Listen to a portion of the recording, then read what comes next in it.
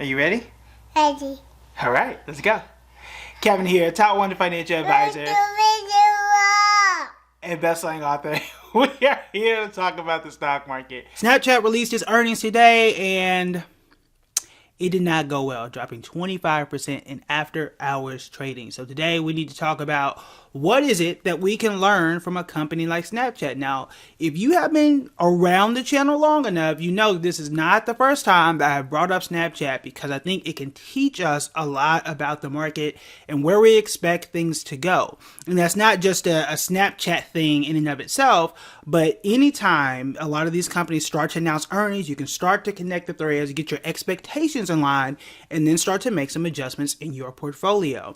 We had a conversation, we did a video about someone who was complaining about losing money in the stock market. I went back and looked at their stocks and noticed that a lot of them weren't all that great, right? And it wasn't just, I'm a new investor. We all make mistakes. That's fine.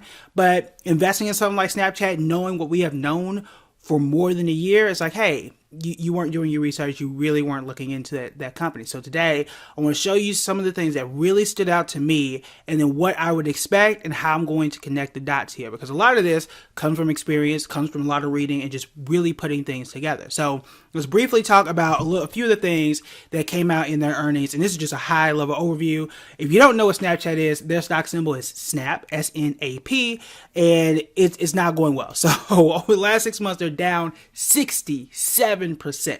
Down 67% in the last 6 months and down 85% in the last year. They're in the social media business. Well, I was going to say obviously, but maybe y'all not on Snapchat. I'm not on Snapchat. But essentially, they are a rival, a competitor to Twitter, to Google/YouTube, to TikTok, as well as Facebook/Meta/Instagram. And there are a few structural problems here, but here's one of the things that we do know. The revenue, the money that they brought in, did grow, but it only grew by 6% year over year. That is a slowdown for them, and it's a little bit more than what they expected, but it doesn't slow down. Snapchat is used to double-digit growth in revenue year over year. Again, the money is starting to slow down. That tells us that advertisers are pulling back a little bit. If you're a business, you want to advertise your product because you want to get more revenue. Well, if you got to cut advertising budget, what does that mean? What does that mean for the entire economy? What does it mean for that business? Either A, things are so great that you don't have to advertise, which is not a case for many businesses, so that is a little bit of a concern. Or B, you're experiencing some pain, perhaps because of inflation, perhaps because of rising interest rates, that you can't advertise at the rate you used to.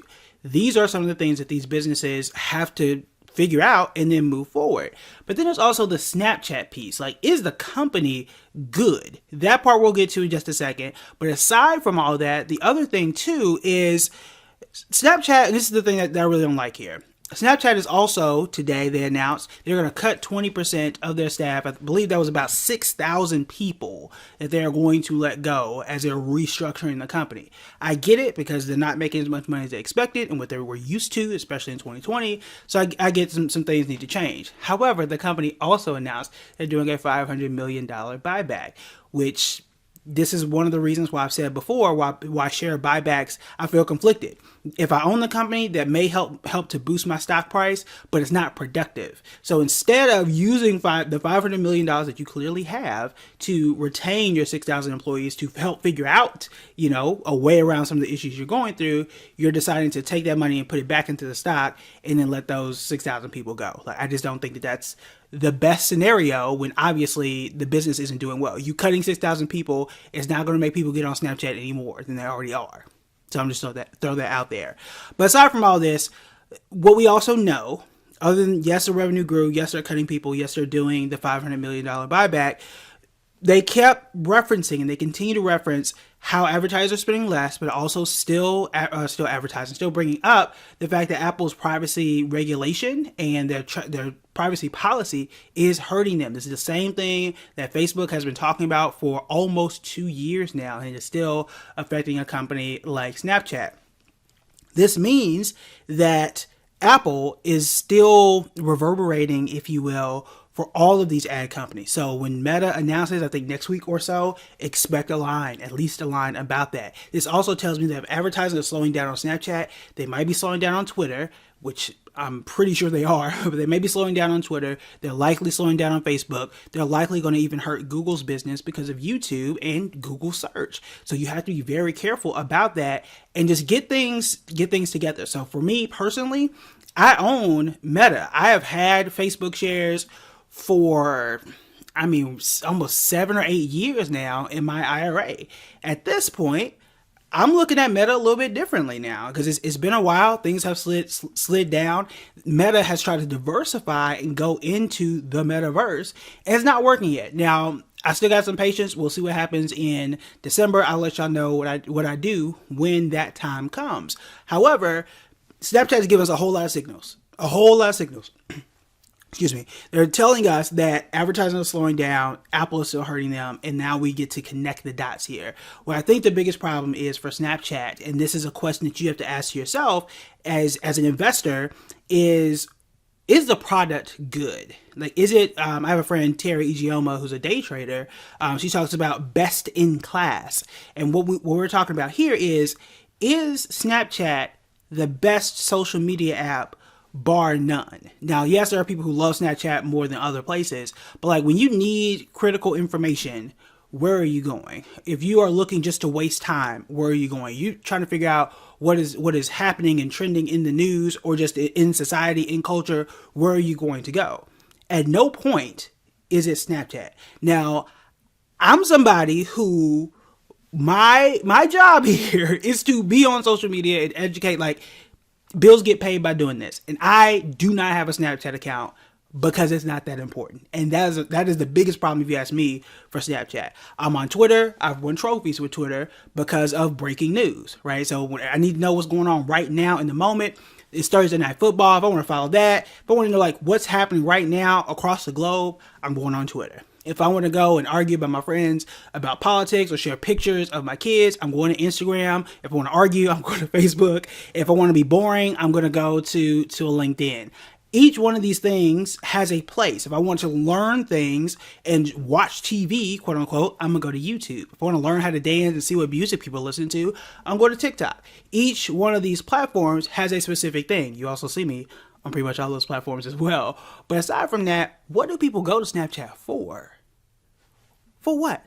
Why? Right, and it's not just me. There's a reason why their user base is one of the smallest across all the platforms that I mentioned. So while you may not be investing in Snapchat itself, what you do want to do is take these learnings and apply it to other companies that you may own. So whether it's a Costco, right? Is that the best in class, right? Is that one of the better warehouse companies out there, or is it one that's struggling? Is it one that people forget? That's a question you have to answer.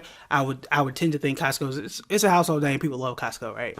But compare that to a Dollar General or a Dollar Tree. Like, how do those compare against each other? And start to do that research. The other thing too is, while it may not be fair because these companies are different, you do want to pay attention to those threads and see how it could impact you. I own Google, I own Meta, I'm watching what's happening with Snapchat because I know that it's all digital ads at the end of the day. So it's really understanding not just the company you own, but understanding the industry that you are in and being able to take those lessons from other companies and apply it to your portfolio just so you can be aware and take advantage of certain things. So based on what I'm seeing now, and it's just Snapchat, and obviously we know that Snapchat and Google are completely different because Google does way more things. They have a different type of ad platform. They've got other physical products like I was going to say the Chromebook. Well, yeah, it is a Chromebook. I was going to say MacBook in my head, but the Chromebook, they've got a lot of things that they can do that Snapchat does not necessarily have, even the Google Pixel phones. So Google's a lot different, but Meta is a lot closer. So what I'm doing now is say, okay, I'm either might want to shift my portfolio away from something like Meta, or B, based on what I'm seeing in advertisers pulling back, perhaps there's an opportunity for me to buy more Google based on what we're seeing here. As someone who has done digital ads as well, if I have to cut back on my ad budget across all platforms, the first place I'm going to cut is Twitter, and the next place I'm going to cut is probably Snapchat. What I'm not going to cut out is Google search, because most people, except for this new generation, and no shade to y'all, but except for the new generation, they actually will start their search on TikTok. I personally think that's weird. Beside everybody else, when you need an answer, you go and Google it, and then you get your ads and all that kind of stuff. So it's usually one of the last places that will get cut should a budget get cut at all. So that is just what I'm thinking. And again, the lesson here is being able to take these lessons from other companies and apply it. Very similar to the airlines, who many of them have reported this week. I think 1 or 2 reported last week. So if I own Delta, I want to know what's going on with United. I want to know what in the world is going on with Spirit, that was just ranked the worst airline, which, you know, if you get that joke if you've been watching the channel and subscribing for long enough. But in either case, that's the lesson here, is what can we learn from these other companies? If you own a company that is in the digital ad space, that is a social media company, be careful. That doesn't mean sell, that doesn't mean panic, but I'm telling you now, you've already noticed this if you still hold it at this point in 2022. I mean, Snapchat is down 67%. I'm afraid to look and see what Meta is down by. But in either case, take these lessons, apply to your portfolio, and start to make adjustments. We are in earnings season right now, so there are a lot of things that we want to cover and learn in a time like this, especially with the Federal Reserve coming out, and they're going to talk here pretty soon about what they're going to do about inflation. I think we all know what they're going to do about inflation, but it's going to be a hectic time, a bumpy ride over the next week or so. That doesn't always mean bad. We just had a historic day, or historic swing upward. Was it like Monday or so, or last week? So it's going to swing either way. So here's what I need you to do. Other than hit the like and subscribe button right now, other than doing that, what I need you to do is, whether you got 2 or 3 companies, let me know in the comments below which ones you want to learn more about with earnings season. That's what I need to know, so I can help you and we can put out more content that's more relevant to you. So if you've got like, hey, I own X, Y, and Z, I want to hear about, you know, they're announcing earnings in whatever date, feel free to put that in the comments below, and we can start to talk about those as they come up, because there are hundreds, literally hundreds of companies coming out. It's hard for me to pick which ones we need to talk about. So I want to do the ones that you are most excited and most interested to learn more about. All right, last thing, make sure you join the members only. Today, I'm going to record the video. You'll see it tomorrow on Friday, but today I'm going to record a video on finding value stocks. So not just, you know, is this company a value? Is it not? We did have a great discussion there, but I'm going to show you a few ratios that I use to quickly just identify a list of companies that could be undervalued, and then you can take your research and decide whether or not it makes sense for you to buy. Okay? All right, that is it for me. I'll talk to you later.